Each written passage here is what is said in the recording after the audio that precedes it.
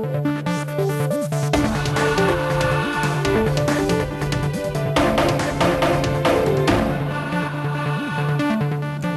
Star reported numbers in line with street expectations. PAT came in at 22.8 crores versus 20.6 crores. That was up 10% year-on-year, while the sales grew 5% year-on-year, coming in at 770.8 crores versus 731 crores.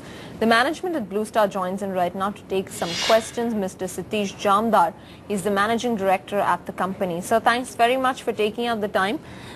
Could you highlight the quarter for us? Seems to be good enough. You have seen an expanded EBITDA margin base as well. Order inflow has been good. Yes, good morning, Debita.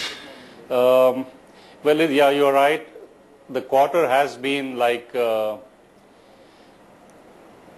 Sorry, I'm getting a echo in my ear.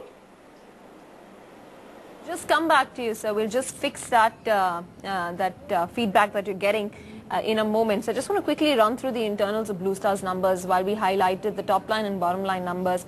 They recorded an EBITDA margin of about 5% versus 4.6% year-on-year, with the order book at 1438 crores. The order inflow is about 785 odd crores. Mr. Jamdar, if you can hear me, go ahead, sir. You were making a point about the quarter. Yeah. Yes, so this quarter indeed has gone as per plan, if that's the way to speak about it. It was volatile though. Remember that around end of May or third week of May, suddenly the dollar-rupee equation shot up. I think it took many people unprepared. For us also it was the same story. Of course, by then most of our imports for the summer season had been in, but it did affect the June month a bit. 10% increase in the rupee-dollar exchange rate meant a drop in 10% margin. So these are volatile times. There's sudden changes that happened. Otherwise, I don't think it was outside the plan that we had. We did well on the cooling products. We did well on segment 1. It was only segment 3 that disappointed us a bit. We're looking at how to revive that.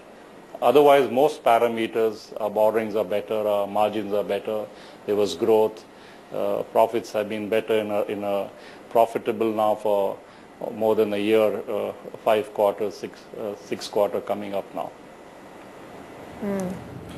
Would these margins, can we extrapolate them for the remaining quarters, 5%, or you would do more?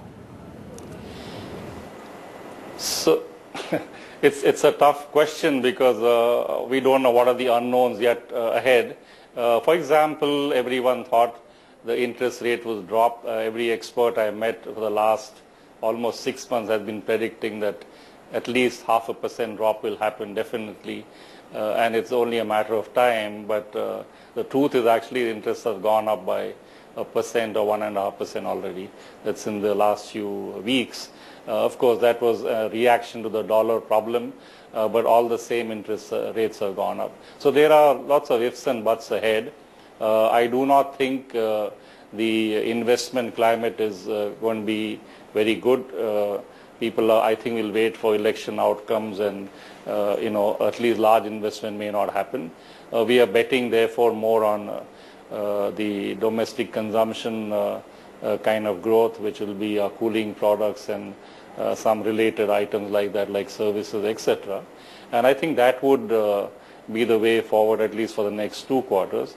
Good signs, monsoon's been good, so I think the economy would revive in the rural markets. I assume that will happen because there's no worry about rains now. Pretty good rains across the country. Of course, some at times it's been a little over floods, etc. But I think that's part of life. Otherwise, if the dollar stays steady now, even at 60, which is what it seems to be, at least we have a predictable plan ahead. We will focus internally on cost management, certainly on cash flow, which has been the target we've been pushing ourselves for last year and a half now. Done pretty well there, I must say. Brought down our borrowings quite substantially and coasting along now on that level.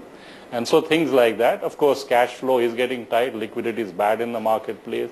We have to keep watching. All the things that we've been doing We'll have to continue doing that, maybe even add a little more on the cost management cash flow side. If we do all that, I think we should be hopefully showing a much better year this year. Just to want to come in on the order book, and would you have a certain target till the end of the year? The order book actually affects our segment 1 because those are long gestation projects. We have very clear direction there for the last 1.5 years now. We will not go for jobs which do not seem to have the right margins or terms of payment or commercial conditions which do not suit us.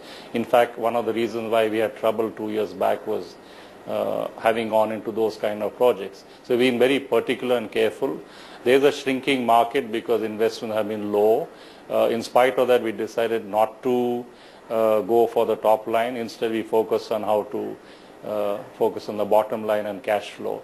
And that has paid rich dividends, according to me, in the last 1.5 years. You see now the segment 1 performance has been far better. We will indeed go for growth on the cooling products, on service side, related to products, and looking at technology, new products, looking at expanding our geography in the country, even looking at exports. By the way, with the dollar at this rate, we're seeing exports looking healthier. So that also is happening as a push.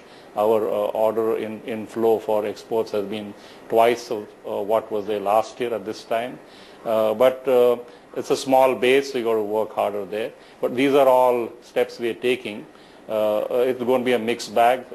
Some not growing, some growing. So, but overall, we think we'll be stable, maybe a growth of 5 to 10% on the top line. A much better growth on the bottom line is what we're looking at.